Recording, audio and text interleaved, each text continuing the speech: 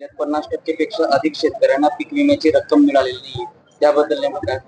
नाही, आता ती पूर्ण राज्यामध्ये अशी परिस्थिती आहे की ज्या ज्या ठिकाणी महाराष्ट्रामध्ये पीक विम्याच्या कंपन्यांच्या माध्यमातून जे डाटा अपलोड केला पाहिजे, त्या डाटा जो अपलोड होतोय ते कार्य सुरू आहे।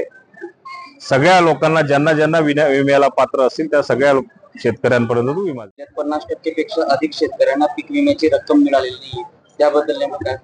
नाही, आता ती पूर्ण राज्यामध्ये अशी परिस्थिती आहे की ज्या ज्या ठिकाणी महाराष्ट्रामध्ये पीक विम्याच्या कंपन्यांच्या माध्यमातून जे डाटा अपलोड केला पाहिजे, त्या डाटा जो अपलोड होतोय ते कार्य सुरू आहे।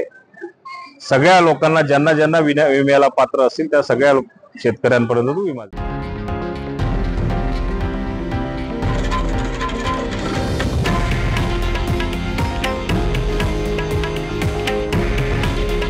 हे आहे देशातील नंबर 1 न्यूज नेटवर्क आणि आपण पाहत आहात TV9 मराठी। काळजी तुमची, हित महाराष्ट्राचं।